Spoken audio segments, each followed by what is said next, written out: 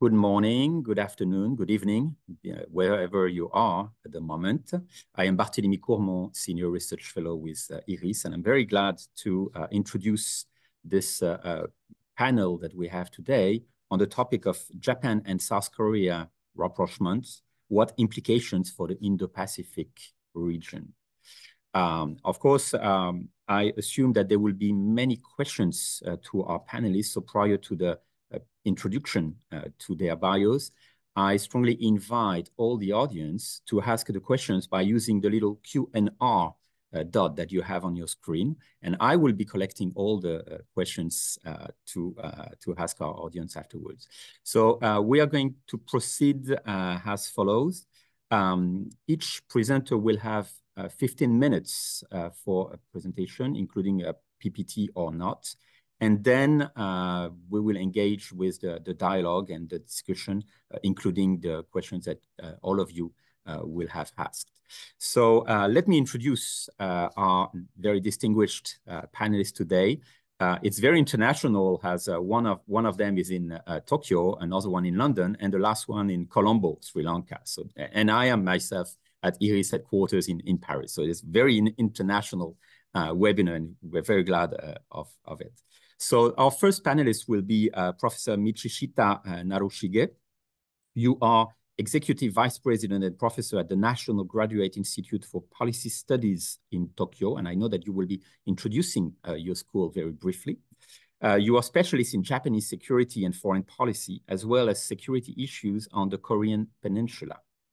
And you have notably published the US maritime strategy in the Pacific during the Cold War, and also North Korea's military diplomatic campaigns from 1966 to 2008. Your topic will be mostly trying to answer this question: why is the Japan-South Korea rapprochement important for peace and stability in the Indo-Pacific region? Our second panelist from London will be Ramon PACHECO PARDO. You are, Ramon, Professor of International Relations at King's College in London, and also the KFVUB Korea Chair at the Brussels Schools of Governance. Your most recent books include South Korea's Grand Strategy, Making Its Own Destiny, Shrimp to Whale, South Korea from the Forgotten War to K-pop, and with Victor Cha, very notorious author on the peninsula, Korea, A New History of South and North. And you will be addressing the topic mostly from a South Korean perspective, and also extend it to the South Korea-Japan-US relation. Our last presenter, live from Colombo, Sri Lanka, is Marianne PERON-DOISE. Marianne, you are Associate Research Fellow here at IRIS and Director of the Indo-Pacific Geopolitical Observatory. Your research interests include strategic dynamics in the Indo-Pacific, security and defense policies in Asia, including the Korean Peninsula, Japan, but also the ASEAN, South Asia, and Oceania. And you are also very well known for your researches on maritime security. And I remind our audience that you used to be also an officer of the French Navy. And you will extend the subject to the not only the relation with the United States, but also with Europe. And you will talk from a European point of view. So I think you will complete very well these presentations. So Michi, if I may, you are the first to make this presentation. I know you have a little PowerPoint to share with us. So the floor is now yours. All right. Thank you very much for the kind introduction. Thank you, everybody, for joining us today. So I'm going to ask this question: why is the Japan-South Korea rapprochement important for peace and stability in the Indo-Pacific region? But before I do it, let me briefly introduce my school to you. This school is, let me start sharing the slides. Okay. So this school is called the National Graduate Institute for Policy Studies. We call it GRIPS. GRIPS is a good name for a school because it means brain in German. But as you might know, in French, it means influenza. So we stick to German here, although we are playing this game in a French environment. This school, GRIPS, is a graduate school only school located in the center of Tokyo. We have about 360 students, of whom about 2/3 are from overseas. So it's a highly international environment that we have. We have about 6,000 alums from 121 different countries. But shame on us, we have only one alumnus from France. So we need more French students in our school. And you know what you should do. Apply for GRIPS after this webinar. Let me briefly introduce myself. So what I, and we have some, programs related to security studies, such as a maritime safety and security policy program. We have another Japanese language program, which is not listed here, called the Strategic Studies Program. And we have a GRIPS Global Governance Program, in which we have a concentration on security and international studies. So this is these are the students, some faculty members, and so at our school. Let me briefly introduce myself. I have been, I'm teaching security affairs at GRIPS. Before I joined GRIPS in 2007, I had been working for the National Institute for Defense Studies, NIDS, which is a research and educational institution affiliated with Japan's Ministry of Defense. And I was there for 17 years.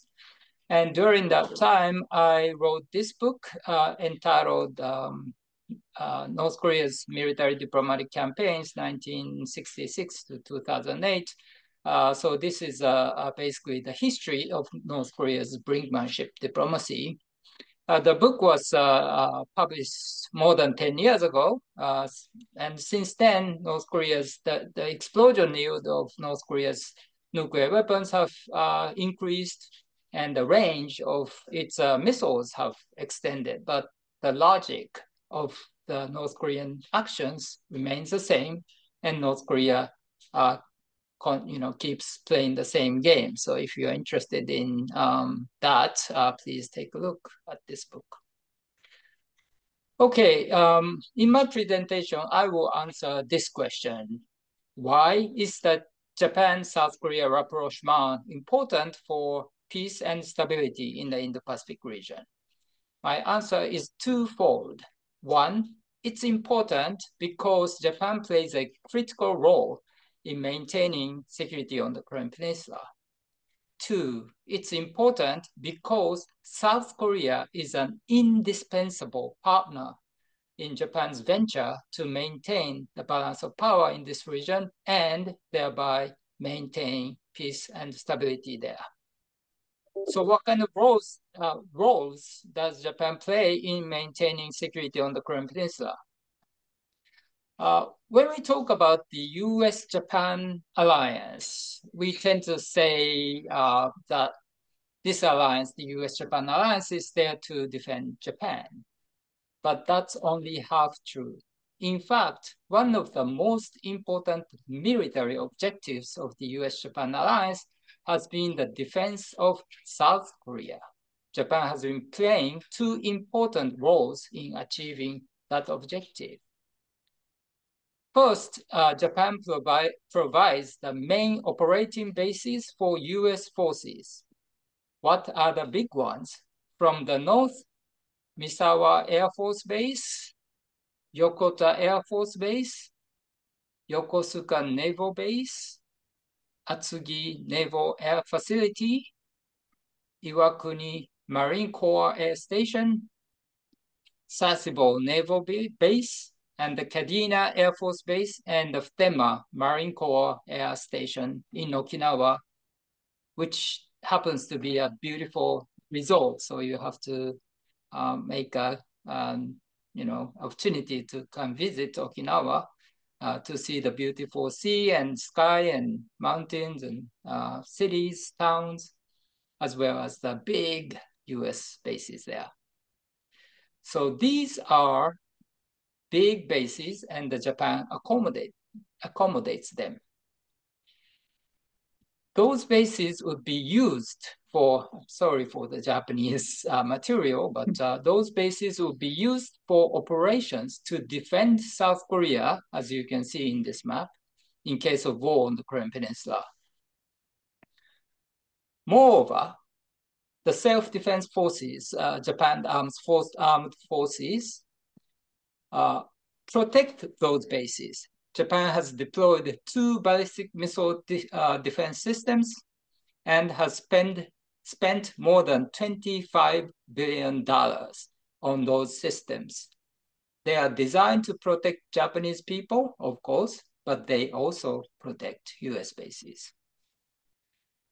Now, let me turn to the second role that Japan plays in the security of the Korean Peninsula. In crisis or war, Japan's self-defense forces would provide operational support to the US forces fighting for South Korea. When did that start? In 1999, the Japanese parliament enacted what was the new law called SIASJ law, SIASJ law. What does SIASJ stand for? It stands for situations in areas surrounding Japan. What does it mean? Korean contingencies, of course. It was a sort of a cover term or code word for Korean contingencies. So with the enactment of the SIASJ law, it was made possible for the self-defense forces to provide non-combat operational support to the US forces operating for the defense of South Korea. Then the US and Japan formulated a combined operation plan with which the self-defense forces, the Japanese armed forces, would be able to do 5 things at least. Conduct search and rescue operations. 2, protect US bases in Japan. 3, deal with North Korean special operations forces. 4, clear mines, sea mines in high seas. And finally, undertake non-combatant evacuation operations. In 2015, Japan's role further expanded. That year, the Japanese parliament enacted a set of new laws collectively called peace and security legislation. With that, Japan could now exercise the right of collective self-defense. What does it mean? It means that Japan can now participate in not only non-combat operations, but also combat operations for the defense of South Korea. The self-defense forces could shoot down, or now can shoot down, North Korean ballistic missiles aimed at Hawaii or Guam. They can protect US vessels and aircraft operating for the defense of South Korea. The self-defense forces can even sweep mines to assist US amphibious landing operations against North Korea. Japan plays a critical role in maintaining security on the Korean Peninsula, and Japan-South Korea rapprochement and closer security cooperation between the 2 countries contribute to peace and stability on the Korean Peninsula. Let me move to my second point. Why is the Japan-South Korea rapprochement important for peace and stability in the Indo-Pacific region? It's important because South Korea is an indispensable partner in Japan's venture to maintain the balance of power in this region and thereby maintain peace and stability there. Sorry, also these other things. All right. In East Asia, the balance of power has been shifting rapidly in favor of China. According to SIPRI, or the Stockholm International Peace Research Institute, while US defense expenditures increased by 2.7% between 2013 and 2022, China's defense expenditure soared by 63% in the same period. In absolute terms, the US remained in first place globally, spending $877 billion in 2022, while China was in second place at $292 billion. However, while the US military is globally committed, the Chinese military is only regionally engaged. When one considers the long-term trends and Japan's defense spending of modest $46 billion in 2022, it will be difficult for the US and Japan to keep competing with China, just two of them. What can we do? The good news is that some of the countries in the region are doing a great job on defense. For example, India's defense spending increased by 47% over the last decade to a total of $81.4 billion in 2022, making India the world's fourth largest spender on defense. South Korea's spending on defense increased by 37% over the same time for a total of $46.4 billion. Actually, South Korea overtook Japan in terms of defense expenditure in 2022. Surprise, surprise, for the first time in history. Australia was in 13th place in defense outlays. Its spending went up by 47% to $32.3 billion. If added up, defense expenditures of India, Japan, South Korea, and Australia would amount to $206.1 billion, only $86.9 billion short of China's expenditure. If the US defense efforts are added to this, we are in a good position to maintain the balance of power in this region.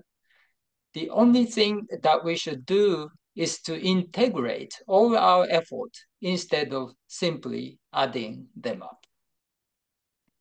Another concern that Japan has is the emerging linkage between the security across the Taiwan Strait and the security on the Korean Peninsula.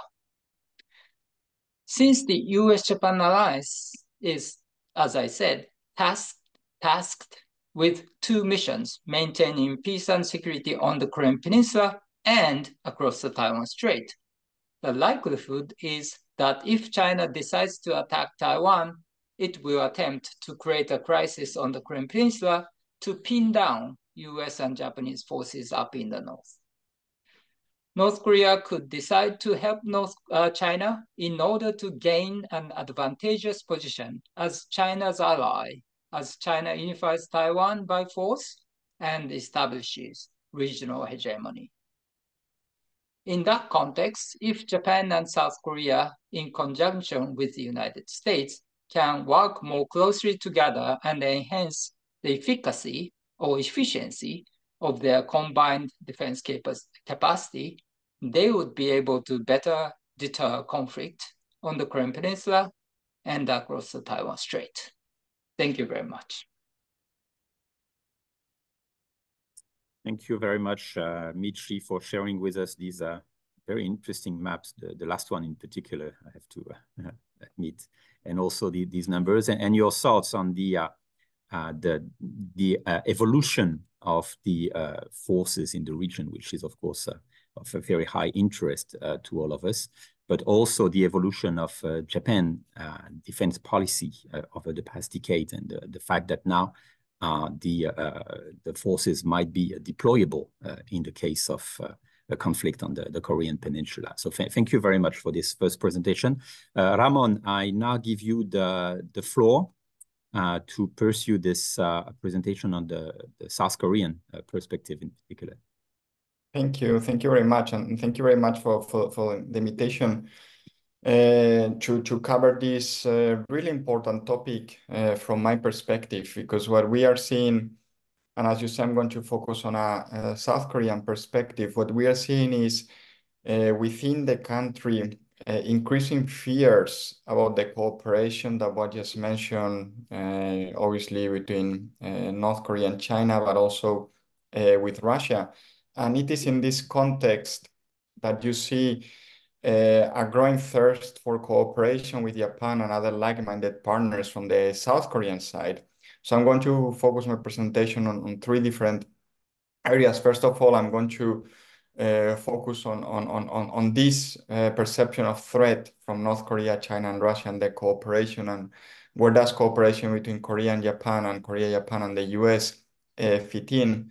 Then I'm going to focus on the region itself, the Indo-Pacific region itself, and taking it a bit further. Cooperation is taking place at a global level. And finally, we're in a context of US-China competition that is going nowhere. And obviously, the US is the closest ally that Korea has. So where does this leave cooperation with Japan and other countries? In the context of the unmentionable, but we have to discuss it, which is what happens if President Donald Trump comes back to office, or a president in the future, an American president, that has a similar view about allies and partners. So beginning with North Korea, China, and Russia, what we see here is that from a Korean perspective, obviously the threat from North Korea has always been there. The perception of China as a threat has been increasing over the years. We normally mention the THAAD missile deployment issue when South Korea agreed to the US deployment of the THAAD anti-missile system in 2016, and the economic retaliation from China. But it has to be said, it's not only what drives this perception of a threat coming from China. It has to do, for example, if we look at the Yellow Sea between the Korean Peninsula and China and the mainland. We do see, for example, Chinese fishing boats supported by the Chinese Coast Guard including into Korean territorial waters, South Korean territorial waters. We have seen joint exercises between the air forces of China and Russia, in which they have gone into South Korea's ADIS as well. So this means that there is a clear threat perception from South Korea that is not driven by one factor only, it's driven by multiple factors. Never mind China's behavior in the South China Sea or other parts of the world. And now we have seen Russia's invasion of Ukraine. And from a South Korean perspective, this was a shock that this really brazen attempt by a power such as Russia to change the status quo in Europe could be replicated by China in Taiwan, right? So that's something that is a very clear threat perception from South Korea, and that drives this idea that Russia now is cooperating together with China and North Korea. If not de jure, at the very least, de facto, there is cooperation between the three of them. Of course, we know that North Korea has also been delivering weapons to Russia, for example, to continue its invasion of Ukraine. So in this context, there is a need for cooperation between the two really biggest democracies that we have in Northeast Asia, which are Korea and Japan, along with Taiwan, really the two only democracies in the region that are confronted by these authoritarian regimes, right? There is also a need for cooperation with Japan due to capabilities. Korea and Japan are complementary, right? So Korea, for example, has fairly good human intelligence in North Korea. Not as good as it would want to, but it's fairly good, right?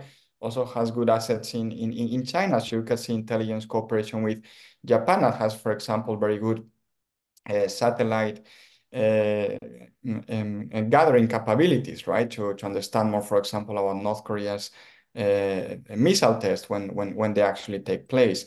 And of course, this is anchored on the trilateral, right? The trilateral cooperation that you see taking place between the US and its two allies in Northeast Asia, Korea and Japan. So you see that in Korea has been this change in thinking towards, if we have this common threat, North Korea, China, Russia, and their cooperation, who can we work with? Well, we have to work with Japan, right? And you see this very clear in the messaging coming out from President Yoon Suk-yeol, the current South Korean president, including last week when we actually had the anniversary of the March 1st independence movement in Korea, and how the president was calling to turn the page in terms of relations with Japan and focus more on what binds together the two countries in an unstable regional environment. So this is the first element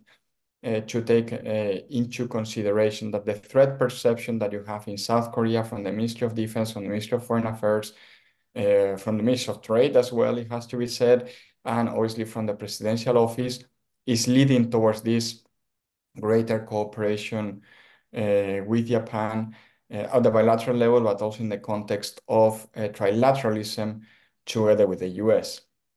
Now, this is not only about Northeast Asia. This is not only about the three countries working together with each other, North Korea, China, and Russia. And this is not only about even East Asia. This is also about cooperation beyond Northeast Asia, beyond East Asia. Now, if you look at South Korean foreign and security policy, for a long period of time, the focus was very clearly on North Korea for very obvious reasons. So I'm not going to go into them, but this has actually changed in recent years. Some of the reasons already explained them, right? China's growing assertiveness, territorial disputes with China, Russia's invasion of Ukraine, but it also has to do with capabilities, which was mentioned in the previous presentation. You see a growing defense budget in South Korea that is not only devoted to the clear threat coming from North Korea.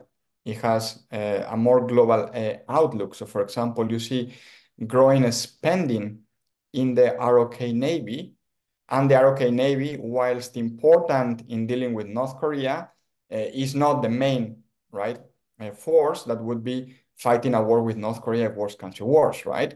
So, for example, the investment in the ROK Navy is due more to the Indo-Pacific and global outlook that the Korean military would like to have. And you see this also in terms, for example, of military partnerships with different countries across the world. Of course, here in Europe, we focus mostly on the cooperation that's taking place with NATO, or the agreements that are taking place and growing cooperation that is taking place with Poland, with France to an extent, with the UK, with Germany recently as well, even with the Baltic states, for example, Estonia. But this is happening in Southeast Asia as well. You see the development of a jet fighter together with Indonesia. You see more cooperation, for example, with the navies of countries such as the Philippines or such as Vietnam as well, growing cooperation with Singapore. Two, you see it in the Middle East as well, when you see a burgeoning relationship between South Korea and Saudi Arabia or the United Arab Emirates, right? So you see this more global outlook from South Korea that is related to different factors. One of them has to be said upfront, has to do with the economic benefits that South Korea obtains from this, but it also has to do with other factors. For example, there is a request from other countries to cooperate with Korea. In Brussels, you mentioned one of my affiliations is in Brussels, right? My center there has projects funded by NATO, by the European External Action Service, by the Commission, to foster stronger links with Korea, among other Indo-Pacific countries. Normally, the other two are Japan and Australia, right? But there is this thirst for more cooperation with Korea as a country that has more capabilities than it used to have in the past, but also has not only the military capabilities, but also has the financial resources to be more involved in security cooperation with other parts of the world, including with Europe as I just mentioned.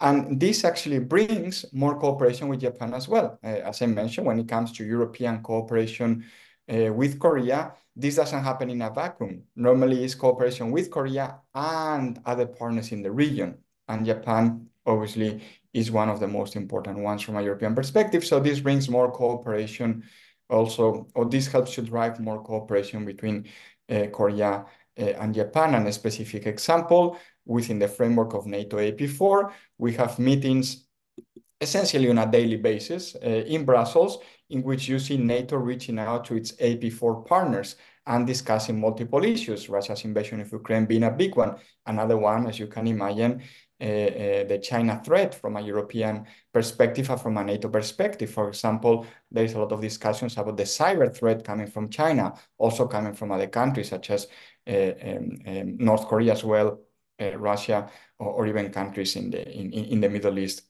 as well. So the point that I'm making here is that when we look at this rapprochement between Korea and Japan, from a Korean perspective, this is not only about Northeast Asia, and this is not only about trilateralism with the US. It has to do about other partners also demanding more of Korea, and Korea being more willing to engage with other partners, and this drives cooperation also with Japan, right? Obviously, these partners, for the most part, are so-called like-minded partners, countries that are also democratic, that have market economies, that have the rule of law. And here, again, in Northeast Asia, we're really talking about Japan and Taiwan, but we know the limitations when it comes to cooperation with Taiwan for political reasons. And the final point that I wanted to make for my initial remarks is the context that we have at the global level, which is US-China competition. And I've mentioned how, from a Korean perspective, one of the drivers behind this cooperation with Japan, as well as with other partners, is Chinese behavior, the trilateral cooperation with North Korea and Russia, even China's cooperation, for example, with countries such as Iran, which increasingly is seen as a threat from a Korean perspective, because North Korea is also involved there. But now we also have to consider domestic politics in the US. And from South Korea, as for many other US allies, the election of Trump and Trump's perception of allies, his transactional approach to alliances, was a huge shock. Now, this means that from a South Korean perspective, obviously the alliance with the US is going to continue to be the main driver behind its security policy when it comes to cooperation with other partners. And that's not going to disappear, even if Trump is reelected. But because Trump has this more transactional approach towards alliances from a South Korean perspective, you have to work together with other partners. You have to work together with other partners for a couple of reasons. One reason, because you cannot fully trust the US in the same way that you could in the past, right? You don't know if Trump or any other president in the US that has a similar outlook about alliances is going to take the same approach that he took towards alliances. You have to pay more. I might withdraw the troops. I'm not certain about certain exercises because they are too expensive. Remember, after the Hanoi summit between President Trump, the Singapore summit between President Trump and North Korean leader Kim Jong-un, Trump unilaterally announced that he was going to stop the exercises that were taking place with South Korea, to the shock of South Korea. South Korea didn't know this was going to happen, actually, right? So there is that reason. Now, the other reason is that if you're going to deal with a US that is less reliable, one way of doing so is partnering with other countries that are going to be on the same boat as you, right? And Japan had problems with the US during the Trump administration. NATO had problems with the US during the Trump administration. Here in Europe, every partner of the US had these problems. Australia had them as well, right? So this also helps to drive the cooperation between South Korea and Japan, South Korea and other partners as well. This perception of a US that might not be as reliable as it was during the Cold War or during the post-Cold War years. So to summarize my initial remarks, from a South Korean perspective, cooperation with Japan is essential, will remain essential. There are three key factors driving this. One of them, North Korea, China, Russia cooperation. As I said, some would also include Iran. And the threat perception from a South Korean perspective, which means there is a need for more cooperation with Korea bilaterally, trilaterally, and also within this framework of like-minded partners. Second point, that from a South Korean perspective, you have to work together with others that demand more from you from a security perspective. But this cooperation, for example, with NATO, for example, with European countries, also serves to strengthen ties with Japan. And finally, that in the context of US-China competition, that is not going away, a China that has become more threatening and a US that has become less reliable than in the past, or certain US presidents have become less reliable than other presidents, then you do have to cooperate with Japan, you do have to cooperate with other countries that also have the same approach towards how to deal with US-China competition. And I will leave it there for my initial remarks. Thank you very much. Thank you very much, Ramon, for this presentation. And you have pointed out the growing importance of South Korea, and it's very clear for us Europeans as well as for Americans, and obviously Japanese as well. So I believe that in the future the dialogue, if not cooperation, will definitely increase.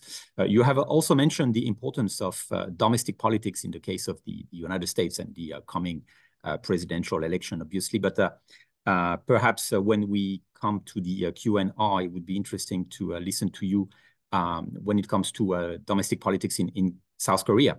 And notably the fact that the current president, Yoon Suk-yeol, is suffering from a deficit of popular support. So my question will be like, well, are the Koreans following his will to increase his cooperation with allies such as Japan? So that will be interesting perhaps to focus on the domestic politics of Korea. Prior to that, we have the last presentation of today. Marianne, you are in a hotel room in Colombo, if I'm correct. So yes. the floor is now yours. Thank you so much. I guess you are hearing me good, in a good way. Yeah, okay. I'm really afraid that you see somebody is making an eruption in my room for the room service or anything. So thank you for this two very interesting presentation, and I will echo maybe a little point that Ramon presented in his brief related to the EU security, because while it's a little paradox of my approach, I would like to insist on the importance of this rapprochement between Japan and South Korea, and more broadly, because we had the design of a triangular relation, including US, Japan, and South Korea, even if there is no so much at the present time more connectivity, more operational, and more integration between these two long-time partners. And there is a hope that they have there is on the agenda more exercise, more integration, and in fact there is also the point of NATO, and a kind of reflection, new thinking, and a view of NATO which is looking more and more the strategic landscape in the Indo-Pacific, and which is looking at, of course, close partner to US, and of course is seeing some interrelation, speaking of security, between the EU Atlantic concern regarding China, regarding Russia, not to forget North Korea, and of course these two very close neighbors of these three countries, which can have a kind of anxiety regarding this very turbulent neighbor. And I think that one may observe that there are a lot of declarations since the very beginning of the Russian aggression toward Ukraine regarding this interrelation when it came to the security. I think, Michi, you mentioned the sentence of Prime Minister Kishida, afraid of to see a kind of coup de force like the one of Russia against Ukraine being duplicated in East Asia. And I think that, of course, this anxiety is very perceived also in the thinking of President Yoon when he considers the rapprochement, as Ramon mentioned, between not only Russia and China, but Russia and North Korea. So this parallel is very interesting to explore, and is now present in the thinking of EU responsible, EU political authority, EU academics, NATO military circle, and of course in the Indo-Pacific, and notably in Japan and South Korea. And my first observation will be that Japan and South Korea are very committed to support Ukraine. There have been, of course, the establishment of this military cooperation between Russia and North Korea, with as a first result is supplying of military equipment from North Korea to Russia. And this reinforces this feeling of interrelated security dynamic from a theater to another, linking in a very decisive way security concept from a theater to another, from the Indo-Pacific, from the Northeast Asia. And of course, this question of interrelated security between the two theaters is not very new indeed, because you had a kind of political conception of the two region, EU, two theater, EU and Asia or Indo-Pacific, and the definition of China policy, which is, I will say, a common consent for a long time for these two areas, and the same anxiety regarding the expansion of the economic, military, strategic power of China. And as we all know, the main topic at the center of the Indo-Pacific strategy of the United States and its main partner in Asia is China, and how to balance or to counterbalance, maybe to contain China in the expansion of China. And I think that when it came to Japan, South Korea, and I can add Australia and other like-minded partner, and of course US, there is a kind of alignment with the EU thinking on this subject. And in fact, when I consider the globality of these two regions and the responsible, the authority, the strategic circle and the academic circle, I will remark an increased effort of dialogue, of discussion, sharing this kind of objective, and of having more coordination, more common thinking about the security of EU and the security of Indo-Pacific. And we can and we have observed this recent time a kind of development of forum, workshop, platform that is really reflecting this complex arrangement through which the US, EU, like-minded partner in the Indo-Pacific are trying to better understand each other and to work together in the region. And this is also, for what I can understand, the result of the US effort to build a kind of very large network of alliance, a very comprehensive alliance, and not only strategic only, military and operational, but trying to find new format, new mechanism. We all have in mind the Quad Plus or specialized format as AUKUS, but there are also many-lateral dialogue regarding this topic. So I would like to develop this question of the intersection of the strategic concern from one continent to another around 2 points.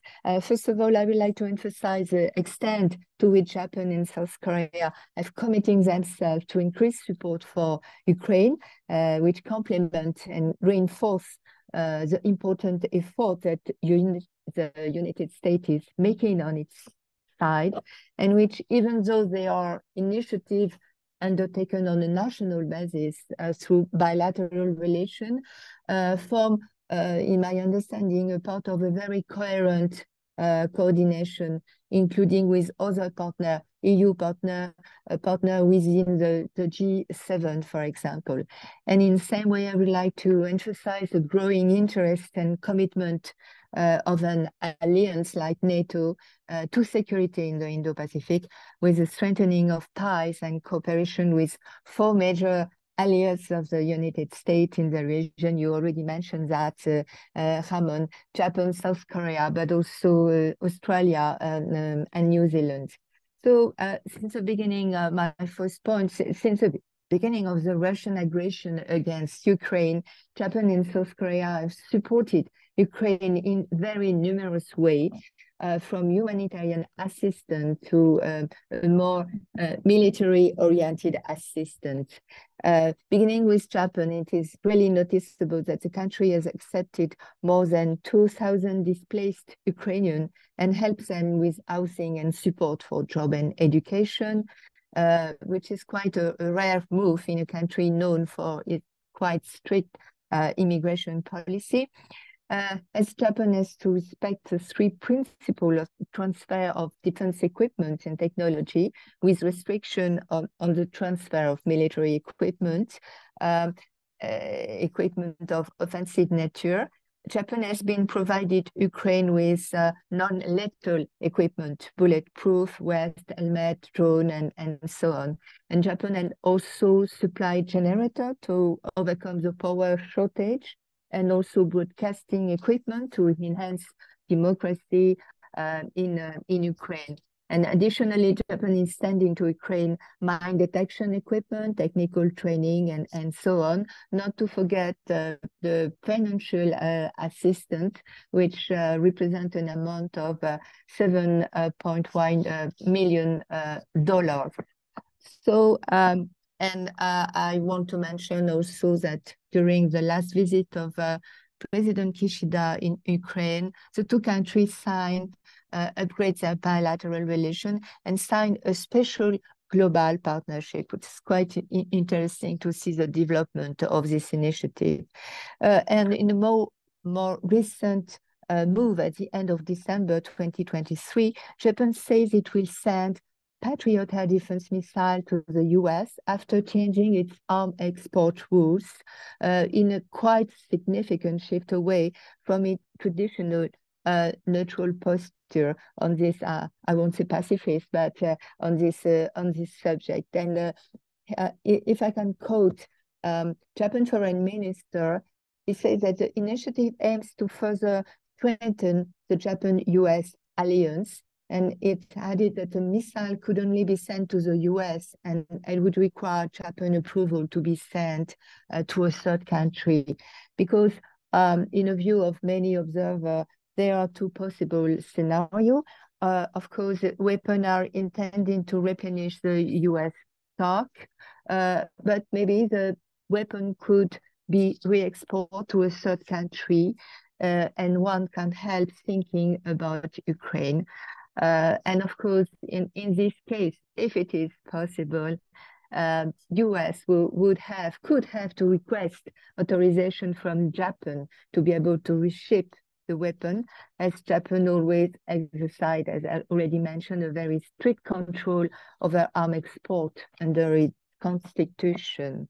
So it's very noticeable that the United States is incredibly turning to its allies to supply it with a weapon in the context of Ukraine's difficulty to ensure its air defense. And South Korea itself has pledged to supply hundreds of thousands of artillery ammunition to Ukraine over the past year. And this is really very interesting that Tokyo is also considering to export 155mm artillery shell to the UK, as it makes them under license from London BAE system. And I think that Japan National Security Council is expected to decide what equipment to provide to which country on a case-by-case basis, and is not maybe going public about that. When it came to South Korea, more precisely regarding the posture of Seoul toward Ukraine, we can observe a little change in its stance and the nature of the support that Seoul gave. Initially, President Yoon Suk-yeol declared himself in favor of aid for Ukraine defense and reconstruction, but in fact, South Korea, which is known as a very international arms exporter and a major producer of munitions, has so far tried to avoid antagonizing Russia because Moscow influence over North Korea, despite very growing pressure from Western countries to supply arms.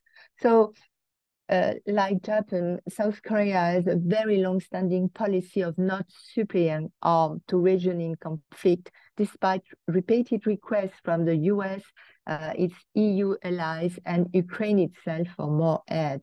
South Korea, which remains technically at war with a nuclear arm, North Korea produced large volume of NATO-compatible weapons, including tank, howitzer, and shell ammunition.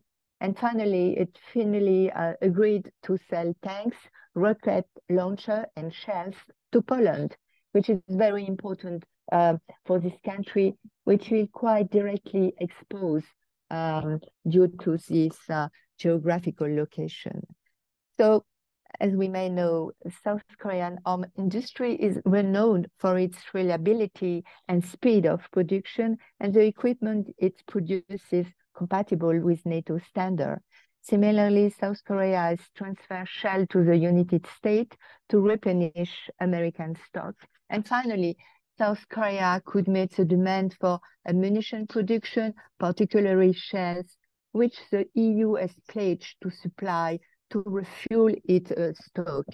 So to sum up, I'd say that the strategic rapprochement between Japan and South Korea, while bringing greater coherence to the alliance with the United States on common issue, could result in greater investment in the security of the European Union, which is also keen to protect itself against the threat posed by Russia, China, and North Korea. And this brings me briefly, Barthelemy, to my second point, which concerns the Atlantic Alliance growing interest in the Indo-Pacific and NATO interest in strengthening its tie with certain like-minded partners in the Indo-Pacific area, such as Japan and South Korea. And this is not without debate within the organization, as we saw at the Vilnius Summit in July 2022, the question of expanded NATO geographic border once again raised the question of its relationship with China in a context of growing competition between Beijing and NATO. But beyond China, Russia and the rapprochement between Russia and Pyongyang are common political concern within the Indo-Pacific and the NATO alliance. And while NATO is looking for reliable partner in the Indo-Pacific, it is not in its interest to develop any kind of alliance in the region, just as the United States intend to do with the concept of integrated deterrence, which aims to strengthen operational cooperation with its main partner in order to maintain a kind of advantage in terms of capability. I think that NATO is seeking through a very flexible cooperation framework to increase the political military resilience of like-minded partners. New type of cooperation have been created between NATO and these four like-minded partners, Australia, South Korea, Japan, and New Zealand. They have been invited to ministerial meeting in 2020, 2021, 2022, and the organization is willing to develop specific joint action plan with these four countries in the field of cyber, technology, resilience, armed control, maritime security, and so on, in response to the common security challenge. It considers that they are sharing. And I will mention a joint document that was signed in 2022, defining more concrete means of cooperation in the cyber fields, development of new technologies, and maritime security. And NATO is also looking to increase regularly participation of these four countries in some of its exercise. And Australia and Japan are particularly interested, as Japan already has a significant cooperation with NATO. The country already exchanged information on North Korea with the organization, and Tokyo would also like to set up a specific secure line for exchanging sensitive information. And during the Vilnius Summit, Tokyo announced an individual partnership program detailing 16 areas of cooperation, including emergency evacuation, cyber defense, space, new technology, etc. And President Yoon Suk-yeol is reportedly considering strengthening cooperation between his country and NATO with the same kind of individual partnership. So I will stop there because I'm afraid I've go beyond my 15 minutes, but I stand ready to answer to any question. And sorry, I'm not used to wear a kind of cast, so I was a little embarrassed at some time. Thank you very much, Marianne. It was not embarrassing at all, and you did not exceed by a very long time. Too much? No, it's okay. It's okay. We have over 30 minutes for the Q&R, and I have already collected lots of questions. And perhaps in addition to what I have said prior to Marianne's question, let me come back to the domestic issues, because we have several questions related to the Yoon Suk-yeol term and the fact that after 2027 he won't be president anymore, no matter what. So what is the possible legacy of Yoon when it comes to the relation with Japan? And same question actually for Michi when it comes to the legacy of Prime Minister Kishida. We always mention that Kishida might be out of office by the end of this year, or perhaps a little bit later. So again, Kishida, Yoon, this is the current leadership in the region, but how about the future of the leaders in the region, and how will they let's say, follow on the footsteps of their predecessors? So perhaps Ramon first on President Yoon. Yeah, sure. I think there are two elements here. I mean, obviously, cooperation between Korea and Japan, also trilaterally, obviously, with the US, you could argue has reached unprecedented levels. But it should also be said that if you look, for example, at trilateral cooperation, it goes back to the 1990s, and on the South Korean side, actually, it was President Kim Dae-jung who was very keen, a liberal who was actually very keen on improving relations with Japan. I say this because cooperation has never stopped, right? It is true that now it has improved, but at a technical level, there was cooperation even when President Moon and Prime Minister Abe were in office, and we know they didn't get along at a political level, the two of them, right? And it should also be said that if we look at trilateralism, even before President Yoon came to office, there were private discussions driven by the Biden administration about trilateralism, right? And President Moon was keen on that, right? He thought relations with Japan had deteriorated to an extent that it was necessary to improve them. I say this to actually emphasize that, yes, I think clearly the commitment from President Yoon can be considered to be almost unprecedented, but he's not the only president who thinks cooperation with Japan is necessary. And I don't see any future president trying to stop this cooperation. It may be that at a political level, future presidents don't get along with the Japanese counterparts as well as President Yoon seems to get along with Prime Minister Kishida. But I think that cooperation will continue at a technical level. And I think this has to do with the structural factors. As long as you have the threat from North Korea, a China that behaves in this way, a Russia that is a threat to neighbors, this is going to drive cooperation forward. There are also other structural factors that have to be mentioned. For example, in Korea now, there is a declining population, and on top of a declining population, this means that it's more difficult to fully man the armed forces, right? So this is also driving cooperation with other partners, right? This need to cooperate with others because you have these domestic factors, structural factors, social factors in this case, that demand cooperation with others. And the other thing that I would want to mention is that if you look at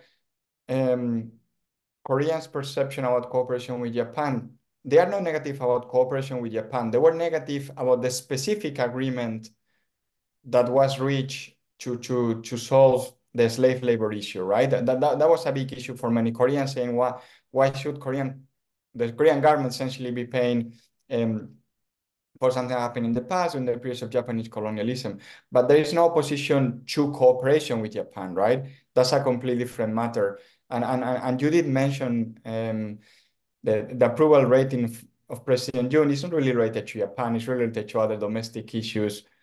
You see very few Koreans having a positive or negative perception of the president because of his stance on foreign policy in general, really, never mind Japan, right? It's not about the alliance or his view on North Korea, for example, never mind Japan. It's really domestic factors that have, frankly speaking, nothing to do with Japan. It has to do also with domestic politics, his wife, the perception of his wife's behavior, the president himself, the perception of the president himself. So I think this will continue during his mandate, and I think once he's gone from office, I think cooperation will continue because it has been going on since the 1990s. It might not reach the heights that we have seen over the past couple of years, but that doesn't mean that cooperation will go away. And one last point to say is that as long as you have the US, NATO, Australia as well, all these other countries that want cooperation with Korea and Japan bilaterally on a trilateral level, that helps a lot. Canada, for example, now is pushing for cooperation with Korea and has a long-standing relationship with Japan as well, right? So this is another country driving them closer to each other. And from a Korean perspective, this helps to improve relations with, or to maintain good relations with Japan. Let's put it this way. Thank you very much. And I would just add perhaps the fact that even in the case of a Trump election in next November, it will not completely change the nature of the partnership with the United States. Also, it will reformulate it perhaps, and it will change let's say the tone of it, but not the nature, as we have actually seen under the first Trump administration. So I think it's very important to point out that no matter who is in charge, there are some fundamentals, and these fundamentals will very likely sustain. Michi, perhaps you want to add something when it comes to Prime Minister Kishida? Sure. I'm not too concerned about political change in Japan because even if Mr. Kishida steps down, Japanese policy will not change much for two reasons. One, Kishida's successor will come from the ruling Liberal Democratic Party, right? And two, there is a consensus in Japan that we have to do a lot, make a lot of effort in terms of enhancing our security, like the defense capabilities. And in fact, when Kishida came into office, some people were saying, well, Kishida is like a security dove, and he might change the course that Mr. Abe prepared. But he ended up making a decision to increase the Japan's defense budget by massive 60% over the next 5 years. So I'm not too concerned about that. However, I'm certainly concerned about possible political change in South Korea because politics is more divided and divisive in South Korea. So if there is a kind of political transition, and if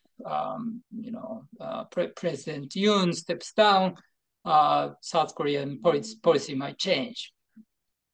But at least many South Korean people understand that given the very difficult security and international environment, cooperation with Japan is necessary. So, and it's a rational thing to do.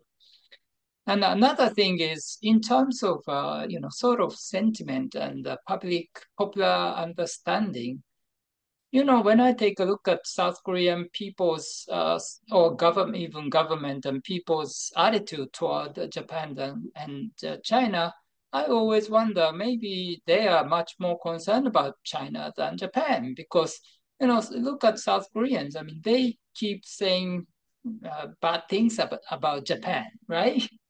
But when it comes to China, they have remained very cautious. They don't just casually say bad things about China. Why? Because they are very much concerned about what China might do to them.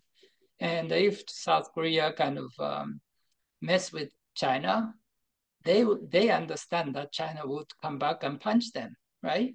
They understand that even if they say bad things about Japan, Japan will not come back and punch them, right? So they can, say bad things about Japan and get away with that. Is that a bad thing? Certainly, we don't feel comfortable with that. But I think it's a good thing because South Koreans are much more comfortable, dealing with us than with the Chinese. And also, certainly, in the worst case scenario, South Korea's policy will change, and again, Korea-Japan relationship deteriorates. But that's partly why, I mean, our relationship with the United States can deteriorate, depending on the outcome of the election in November. So that's partly why we are trying to diversify security partners to hedge against different possibilities. Thank you, Michi. And I think you're right in the case of South Korea-China relations. If you look at the example of the 2017 SAD crisis and the fact that China did retaliate at that time. So the main question here would be between Japan and South Korea, is one of the two partners more reliable and more trustable than the other, and who is the weak one somehow? So that's I believe a very interesting question to ask your leaders in the next few years. Marianne, a very specific question to you, but perhaps the two other panelists would like to add something. Due to the increasing escalating tensions in the Asia-Pacific, mostly with China and North Korea, do you think that the United States will try to reiterate the NATO experience in the region?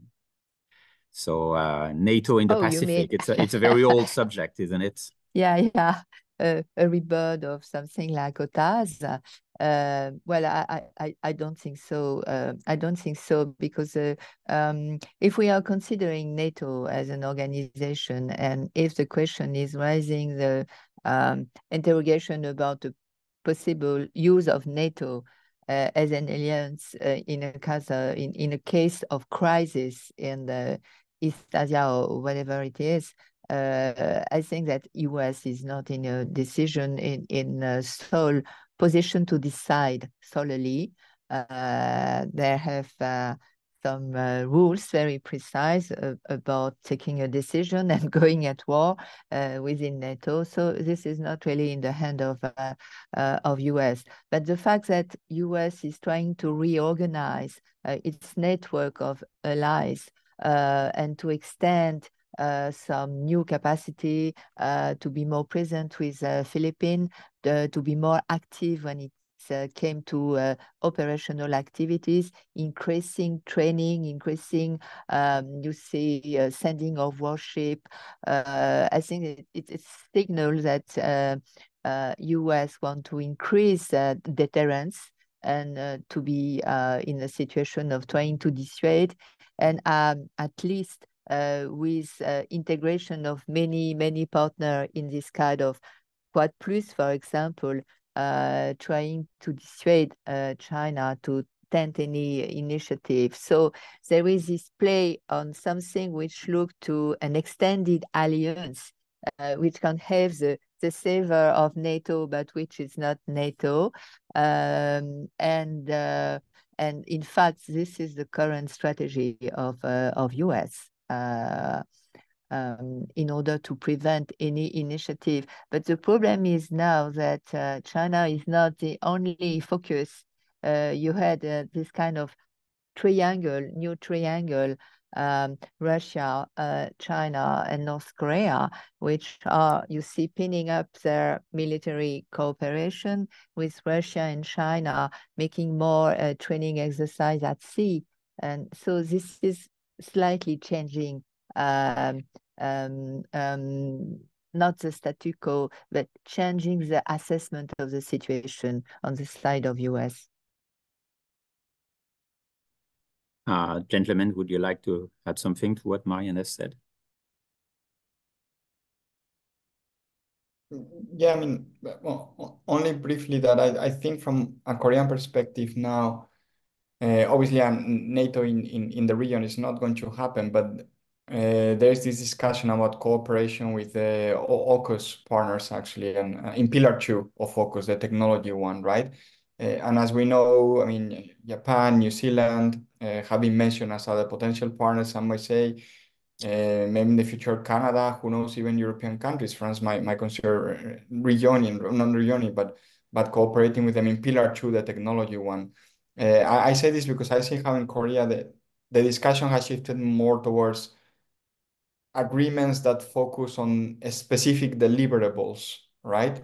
Not so much the strategic discussion per se, but the specific deliverables, and something like AUKUS Pillar 2 is appealing to South Koreans. I'm not saying it's going to happen, but you see the direction of travel towards these material gains and deliverables that you can get from this cooperation. So something to watch, certainly. Yes, you mean capacities. That's really, yeah, that really matters, actually, to have concrete capacities. I do have received several questions regarding the economic aspects. The three of you have mostly debated on the strategic implications and the strategic developments, but I have several questions regarding the Belt and Road Initiative and the responses given by both Japan and South Korea. We have actually already organized in the past a webinar on the quality infrastructures proposed by Japan. But I believe that perhaps we can sort of explore the possibility for growing partnership between the two countries here. So what is your position regarding the development of the BRI and responses both by Japan and South Korea? Perhaps Michi, if you want to start. Yeah, so Japan is committed to, I mean, well, basically China willing to provide a large amount of money and assistance to the countries in the Indo-Pacific region for development. It's a good thing, right? Only thing is that if China uses that assistance for political purposes or competitive political purposes, that can be bad. So we have been working very hard to make sure that Chinese assistance will be, fiscally, financially sound, mutually beneficial, environmentally friendly, and all that, right? And so the U.S., Japan, and Korea are now working very hard, closely together to make the quality of any international developmental assistance effort, to be good. So I think we'll keep working on that, and we are doing a good job. Ramon? Yes, it's interesting because I think there are two different aspects. I mean, one of them, when it comes to new technologies, right? I mean, you do see this growing cooperation with other partners, and that includes Japan. I mean, Samsung's announcement of an investment in Japan for a research and development facility was a clear example of this, right? This idea that unless you work together with others, it's going to be difficult to contain China's economic and technological rise. And obviously the US or the Biden administration, in my view, has been very good at bringing these countries together, or at least or forcing them, whichever perspective you may want to have, to cooperate on economic issues. Now, when it comes to infrastructure development, right, more direct response to the Belt and Road Initiative, I find this more difficult, right? Because in a sense, there is competition between the companies, right? It's never mind the governments, right? If it's a South Korean infrastructure firm, it is competing against other South Korean infrastructure firms. It is competing against Japanese firms, Chinese firms, etc., etc. And I say this because, for example, from a European perspective, there is a discussion at the EU level about an infrastructure partnership with Korea in Southeast Asia, or in India, for example, right? And the South Korean government is not opposed to it, but South Korean firms don't see the point, right? They say, why would we work together with other firms? We are competing against them because at the end of the day, they are private firms.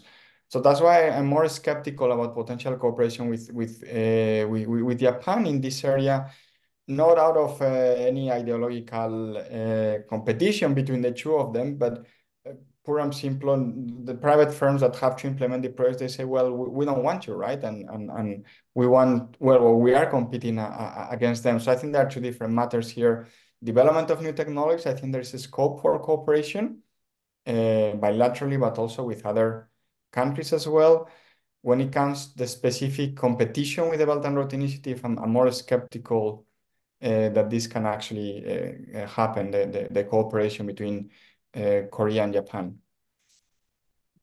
Thank you. Marianne, you want to add something? No, nothing more to add. Just to mention that we can have clearly in mind some specific example of Japan joining India. Japan wanted to support any EU initiatives through the Global Gateway, for example.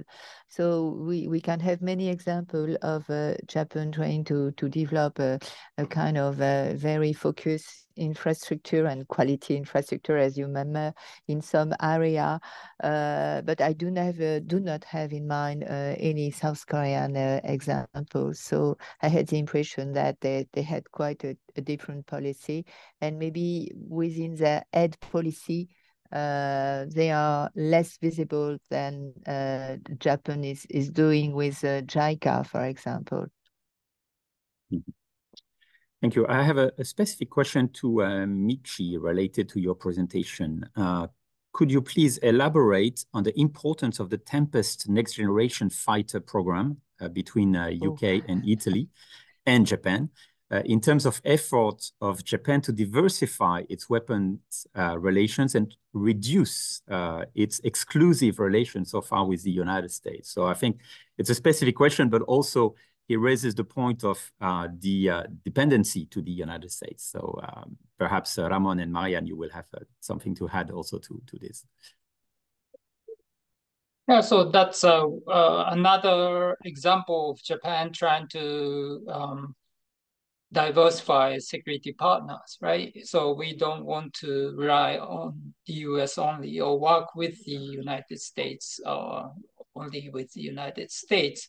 So we are diversifying and expanding our security network, not only in the region, but also outside the region. And also British and Italians are much more willing to share their technologies with us. Americans might not be too willing to share with us cutting edge, technologies. So it would be in our interest. And also, this is another hedge against the possibility that the US will become a little more isolationist. So I think it's a good idea, although it is not easy.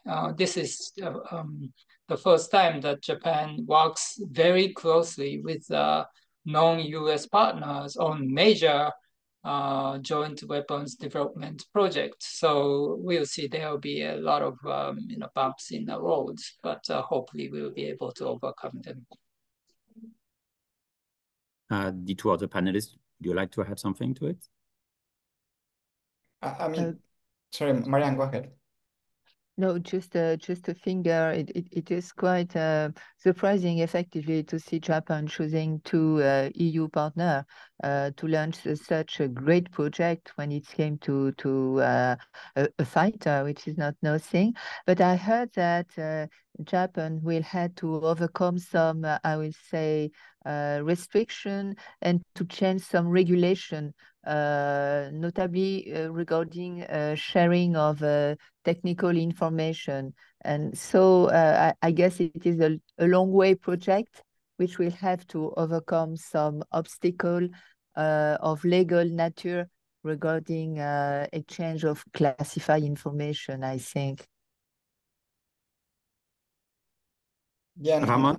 yes, Ramon, yes. yes. On the Korean side, I think very similar approach to that of Japan, hedging bets, because you cannot fully rely on the US, but also technology transfer component. So if you see at the partnership with Indonesia for a jet fighter, there is talk with Poland about developing also joint weapon systems. Just today, I think it was announced the former Korean Minister of Defense has been appointed ambassador to Australia precisely to develop further the partnership in this area with Australia. It's very much driven by the same factors, right? You have other countries maybe more willing to share technology. Obviously, they can share the cost as well. And you have to diversify partners. So you can see the same line of thought. Thank you. Interestingly, we have several questions related to nuclear weapons. And of course, I believe it refers to the nuclear threat posed by North Korea. So the question here is very simple. Do you see any possibility for both Japan and South Korea, to acquire such weapons in the future? Who would like to answer this very tricky question first? So I think certainly there is a possibility, but the likelihood is that it is more likely for that South Korea will acquire nuclear weapons, because North Korea, North Korea is interested in undermining South Korea, right? South Korea is the most important enemy.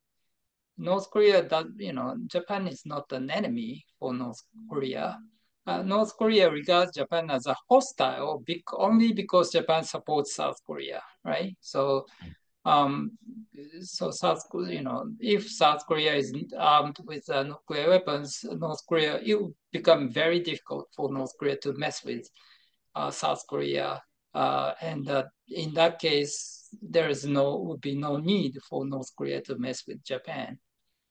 And Japan, the same applies to China. China is interested in taking Taiwan, right? So China is not necessarily interested in attacking Japan.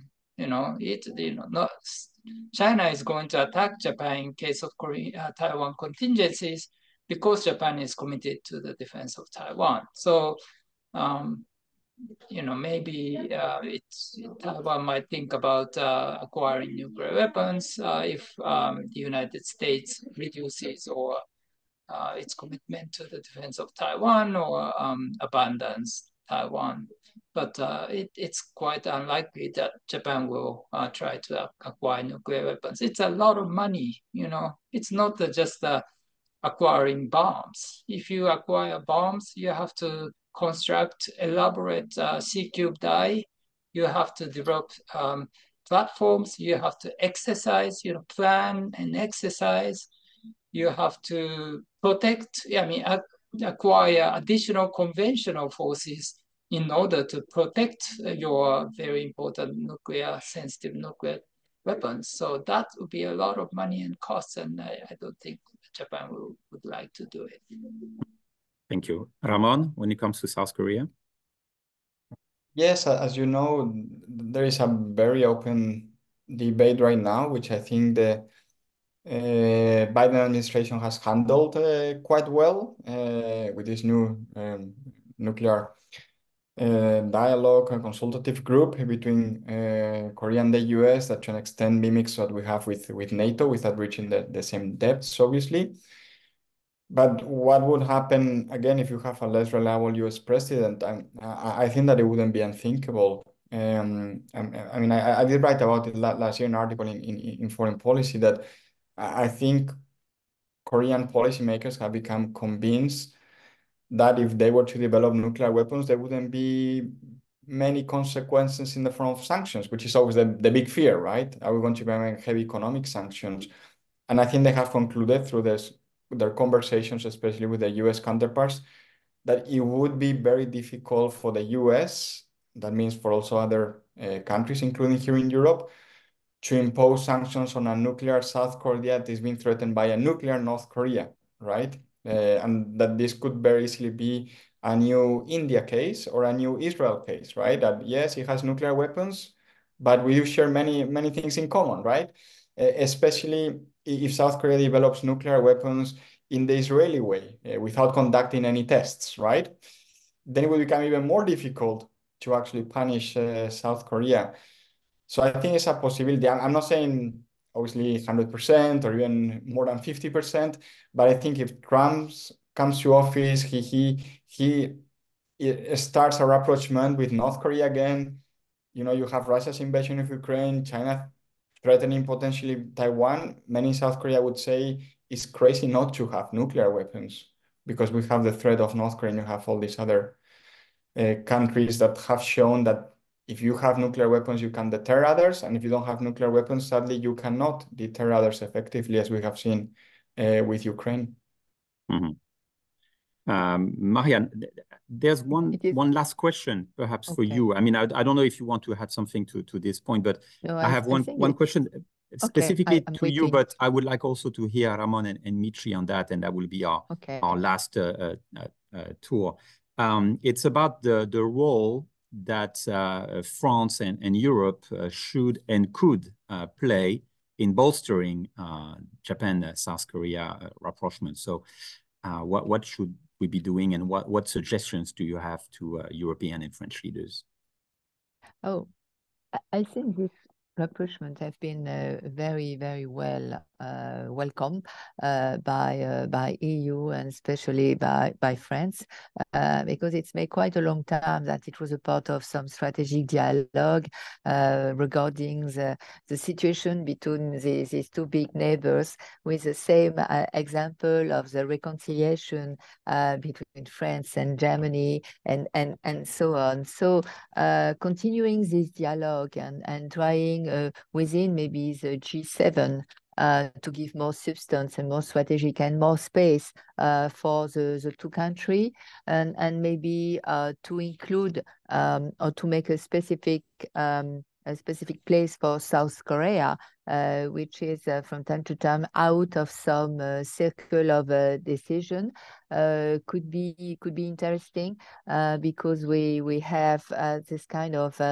strategic diplomacy of middle powers, and it is really very important also to consider the situation with this angle, develop more strategic relation within middle power to avoid this kind of competition and rivalry with other great power.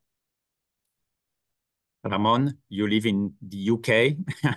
It's not exactly Europe anymore, but I assume that you have an opinion still.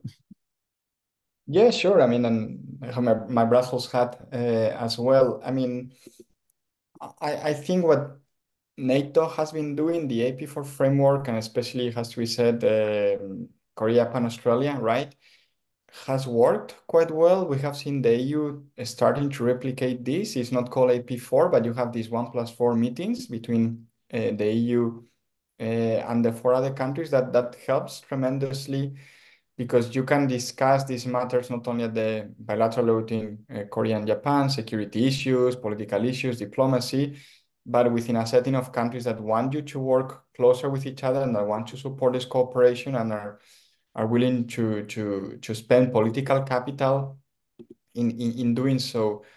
The other framework that I can think of in Korea, there is increasingly discussion about a G7 plus or G9 that also includes Australia. If not de jure, de facto, there is growing cooperation within this framework, right? We saw last year, for example, the leader of Korea being invited to the Hiroshima G7 summit along with other leaders, but this was together with the Australian leader, and the 2 of them had been invited previously as well, right? By the UK, for example, to the G7 summit hosted here. So I think this framework, there is discussion about how may it work in practice. As I said, the jure, it might not become a G9, but in practice, there can be this growing cooperation that obviously brings closer Japan as a member of the G7 together with Korea. And I keep mentioning Australia, because from a Korean perspective, cooperation with Australia is crucial and is the only other Indo-Pacific power, along with Japan, with which Korea has a wide-ranging relationship that also includes elements of like-mindedness, right? Another democracy, market economy, with a country that respects the rule of law, that has a strong capabilities, right? So that also helps from a European perspective if you bring together not only Korea and Japan, but you might include Australia as well. Michi, you will have the last words when it comes to the role of France and the EU that you can see in the region. Thank you very much. So what we are talking about, not only bilateral cooperation between Japan and Korea, or even trilateral cooperation between Japan, the US, and Korea. What we are talking about is constructing or building a global network of security cooperation. And there are at least 2 important critical elements. One is building secure and reliable supply chain, in which South Korea plays a very important role. South Korea has a critical technologies which only a small number of countries can provide, 5G technologies and others, high tech, and certainly France has its own, cutting edge technologies that it can provide to the countries, like-minded countries, partners. And also South Korea while South Korea is the 9th largest exporter of arms in the world, France is the 3rd largest exporter of arms in the world. So, together with building secure supply chain, we are trying to build a global defense industrial cooperation, network of cooperation, in which both France and Korea and Japan now will play a critical role. So hopefully we'll be able to, work more closely together and create a strong economic security network, as well as a global arms, defense industrial and logistical support system. Thank you very much. Well, thank you. Thank you all. Thank you for these very interesting presentations and also the questions. We had actually many questions, and I'm really sorry that I couldn't take all of them. I had to regroup the questions in order to make things as clear as possible. I remind the audience that this webinar has been recorded and it will be shared online on the IRIS YouTube channel within 2 weeks. So you will have the possibility to watch the debate again. So again, thank you very much, Professor MICHISHITA, Professor PACHECO. PACHECO, is it your second name or is it your last name? Yeah, PACHECO PARDO. Yeah, that's my surname. PACHECO PARDO. Okay, so Professor PACHECO PARDO and Marianne PERON-DOISE. Thank you very much for these very interesting presentations and sharing with us your views on this extremely important topic that we will be following within the next months in the case of Prime Minister Kishida and years in the case of President Yu. So thank you very much. And we are looking forward to hosting more events on the security issues in the region, but also the relations between Japan and South Korea. Thank you and have an excellent rest of the day. Thank you very much. Nice talking to you all. Bye-bye. Thank you. Bye-bye.